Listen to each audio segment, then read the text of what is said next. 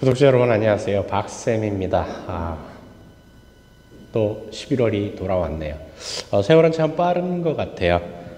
하는 일 없는 것 같아도 시간은 흘러가고 아침이 됐다 저녁이 됐다 또다시 10월이 됐다 11월이 됐다 또 이달만 지나면 또 어떤 일이 벌어져요. 또 연말이라고 크리스마스고 그렇게 또 다가오겠죠. 그래서 또 들뜬 분위기에서 또 생활할 수도 있겠지만 요즘 경기가 워낙 안 좋아서 들뜬 분위기까지 갈 수 있을지 없을지는 장담을 할 수가 없네요. 지금 저는 진짜 상황을 어떻게 변할지 알 수가 없는 상황들이 너무 많아서 하여간 개인적으로 살아나가는데도 불안한 것 같습니다.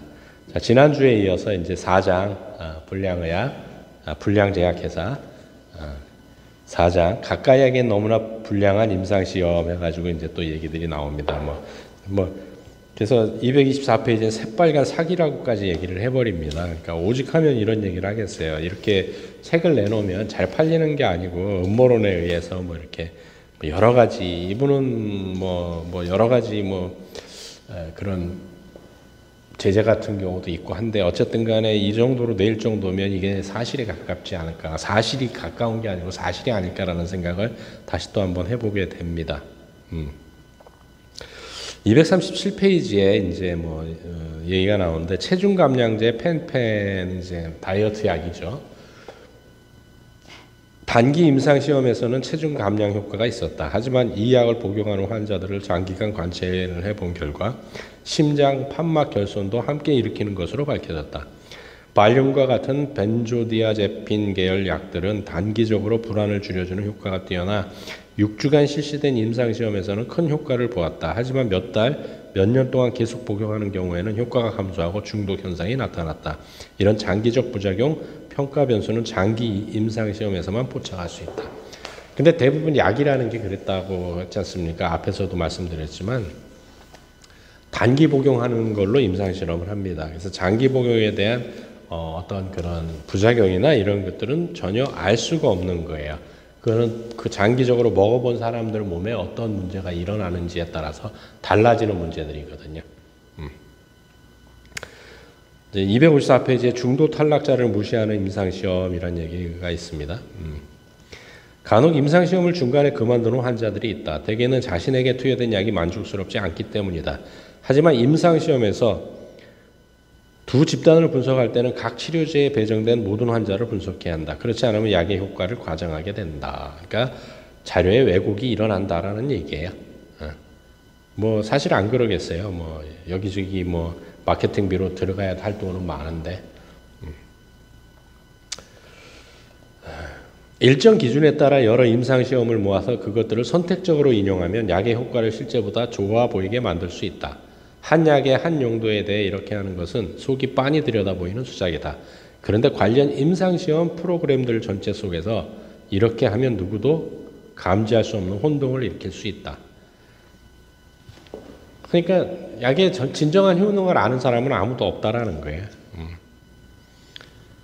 271페이지에 또 이런 얘기도 있어요. 간혹 임상시험은 사실상 임상시험이 아니다.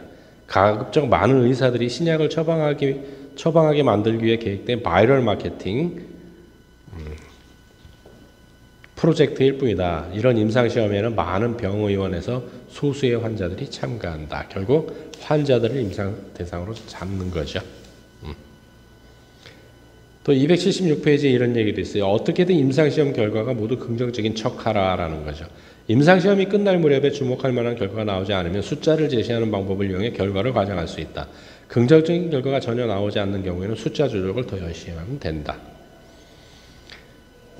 또 심근경색에 대한 예가 나오는데 이제 1000명 가운데 4명은 내년에 심근경색이 발생하겠지만 모두 스타틴을 처방받으면 그들 가운데 2명만 심근경색이 발생할 거라고 해보자. 상대적 위험 감소로 표현하면 역시 50% 감소가 된다. 그런데 절대적 위험 감소로 표현하면 0.2% 감소가 되며 이 편이 훨씬 적절한 표현으로 보인다. 의료계에는 이런 위험과 결과를 전달하는 최선의 방식을 연구하는 사람들이 많다. 이거 신약이 개발됐는데 이게 지금 50%의 효과가 있다라고 하는 게 이 얘기예요. 1000명 중에 4명이 내년에 심근경색을 발생을 하는데 이 약을 먹으면 2명이 안 걸린다. 1000명 중에 근데 4명이 걸릴 게 2명 걸렸기 때문에 50% 효과가 있다라고 표현을 한다라는 얘기예요. 그거 지금 사기에 가까운 거죠, 사실은. 이렇게 해서 이제 4장이 끝나면서 이제 5장이 시작됩니다. 285페이지에 더 저렴하고 더 믿음직한 임상시험이 가능하다라고 해서 이제 제안을 하는 거죠, 이분들이. 286페이지에 환자들이 호소하는 주요 질환 가운데 다수는 널리 이용되는 치료제 중 어느 것이 가장 좋은지 알려져 있지 않다. 그래서 사람들은 생고생을 하거나 부질없이 죽고 있다. 환자와 일반인 그리고 많은 의사들조차 이 섬뜩한 실상을 모르는 게 아닌 양 살고 있다. 하지만 의학문헌에서는 이것을 거듭거듭 지적되어 왔다. 계속 지적되어 왔지만 그냥 임상실험을 한다는 거죠. 289페이지에 오늘날 임상시험은 대규모 고비용 행정 업무다. 충분한 환자를 모집하는데 많은 품이 들고 의사를 모집하는데도 더 많은 품이 든다. 의사들은 환자 보고서를 작성하는 성가신 일을 하기 싫어하고 예약을 따로 잡아 환자를 다시 부르기도 싫어하며 추가적인 특정을 하기도 싫어하기 때문이다. 하지만 실질적 임상시험에서는 그런 것들이 없다. 환자들은 콜레스테롤 수치, 심근경색, 특이체질성 부작용, 뇌졸중, 사망이 추적된다. 이 모든 자료가 전산화된 건강기록에서 자동으로 나온다. 누구 하나 손가락 하나 까딱할 필요가 없다. 이렇게 하면 불합리한 임상시험을 개선할 수 있다는 얘기들이에요.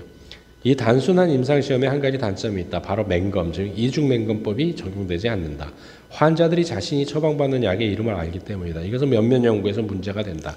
만약 환자가 아주 좋은 약을 처방받았다고 생각하거나 효과 없는 약을 처방받았다고 생각하면 그런 믿음과 기대가 위약 효과로 알려진 현상을 통해 건강에 영향을 미칠 수 있다. 그러니까 이렇게 새롭게 한 방법으로 해도 이런 단점이 있다는 얘기고요.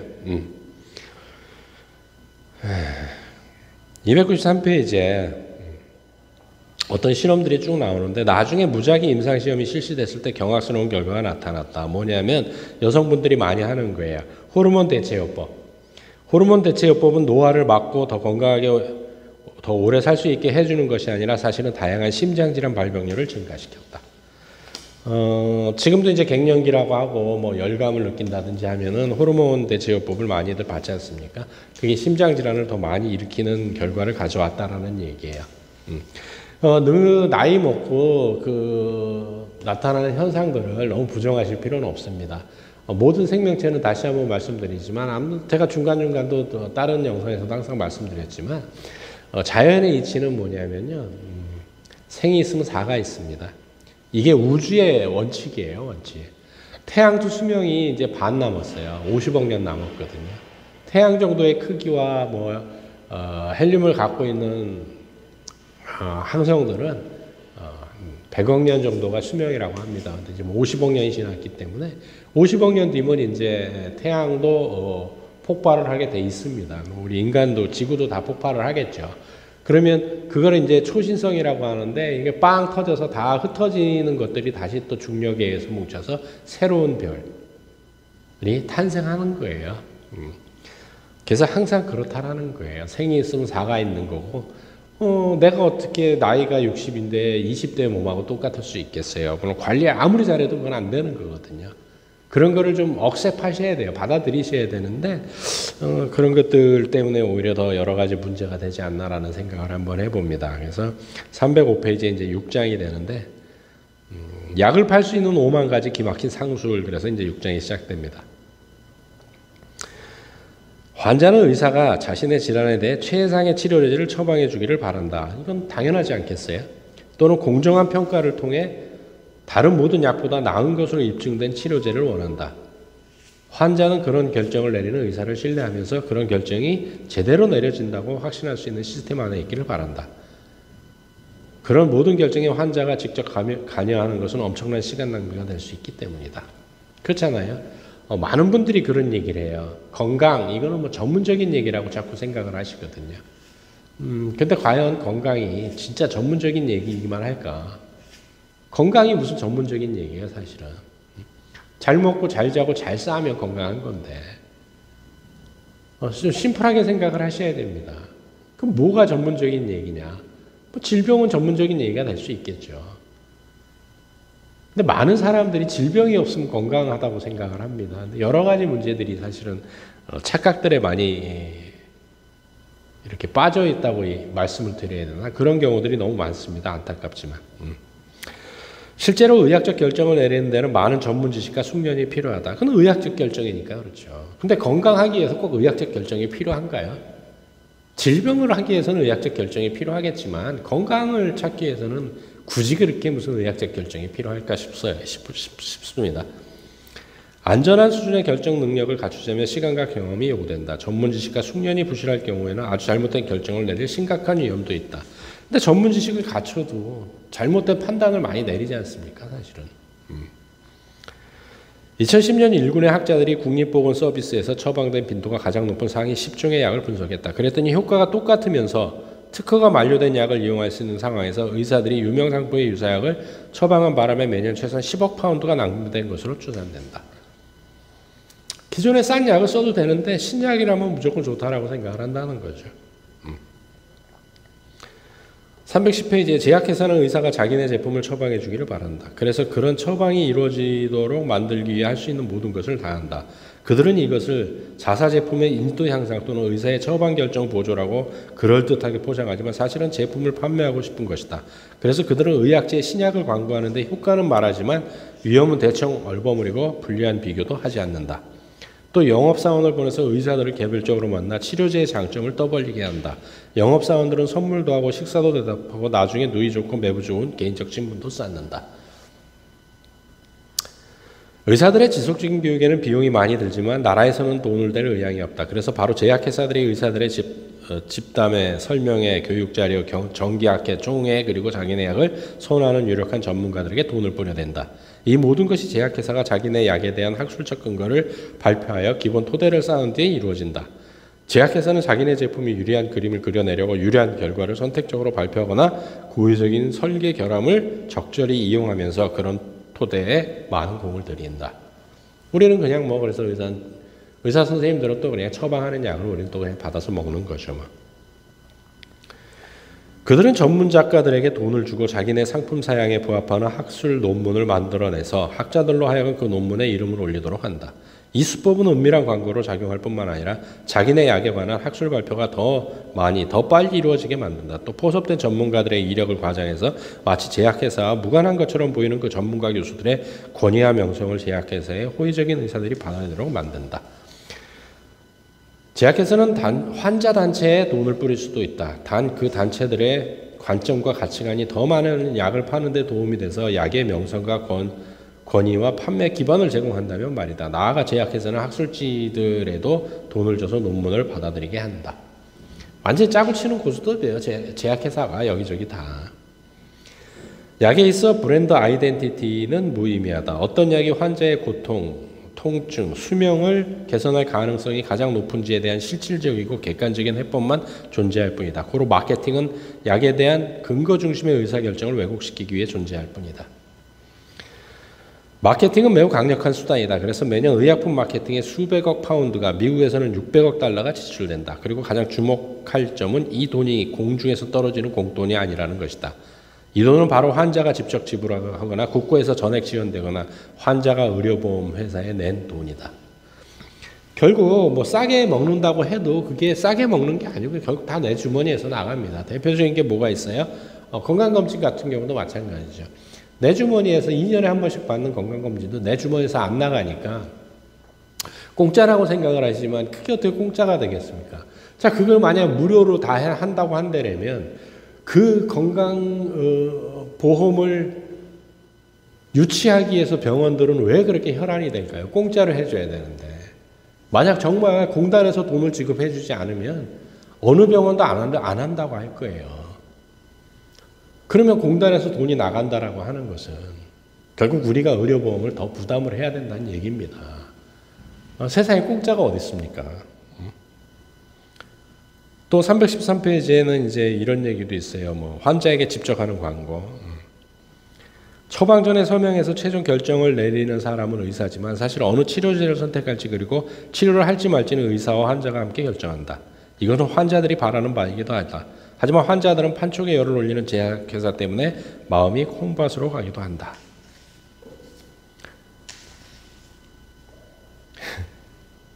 316페이지에 의사들은 사람들에게 그들이 원하는 것을 줘야 한다는 생각에 사로잡혀 있고 많은 환자들은 자기 세계에서 돌아가는 모든 사회적 조작에 설득당해 약이 문제를 해결한다고 믿고 있다.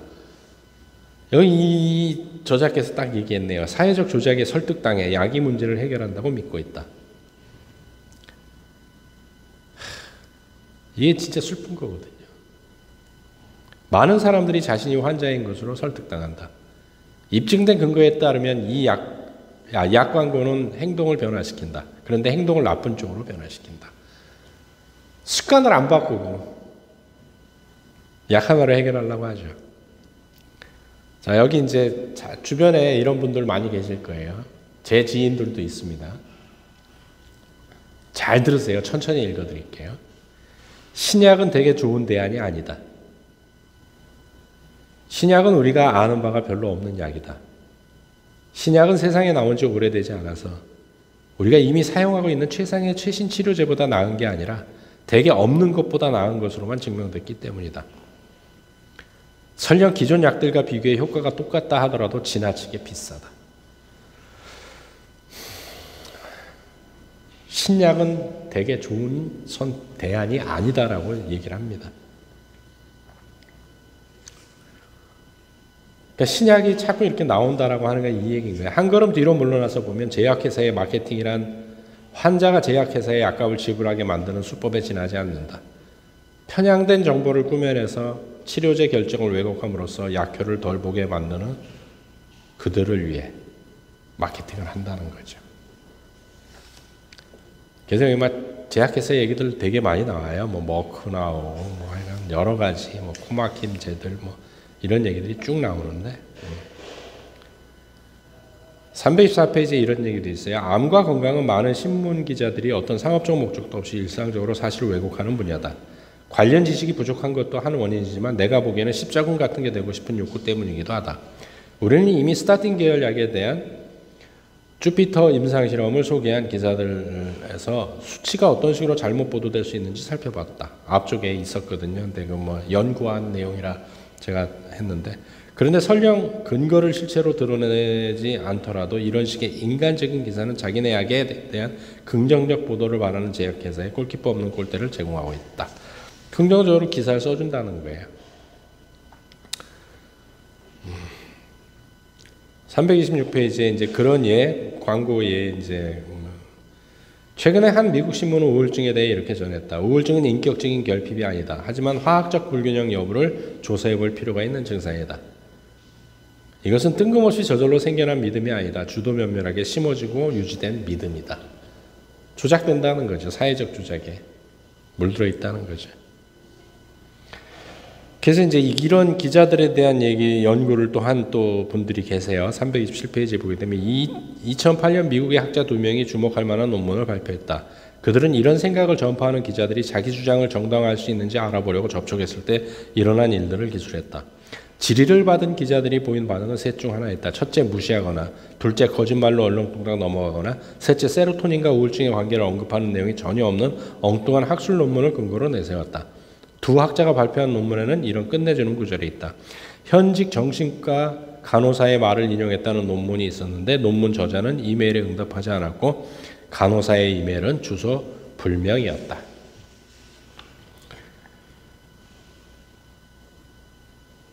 우울증에 대한 세로토닌 가설을 다루는 기사와 그 기사를 열광적으로 떠들어내는 제약회사의 행위는 질병 장사 또는 일상의 의료화라고 불리는 다양한 수법 가운데 하나이다.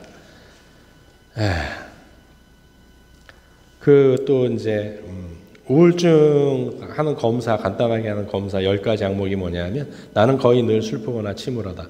나는 거의 매일 기운이 없다. 나는 잘 집중하지 못한다. 나는 구제불능인 것 같다. 나는 죽음에 대해 많이 생각한다. 기타 등등등등. 이런 거 하다 보면 걸리잖아요. 그러면 이제 우울증 있습니다. 이런 얘기를 한다는 거죠.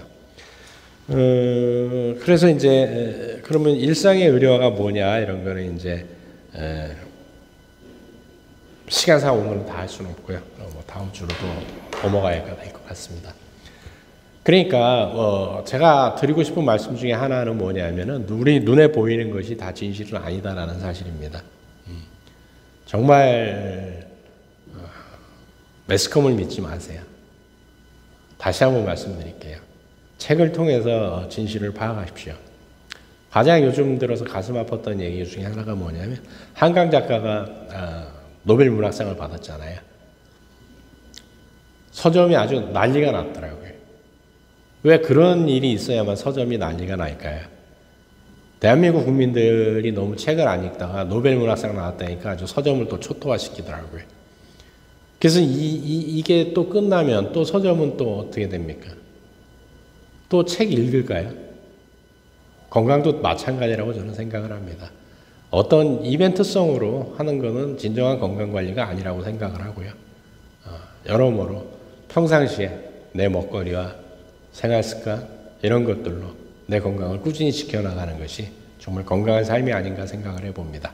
다음 주에 뵙도록 하겠습니다.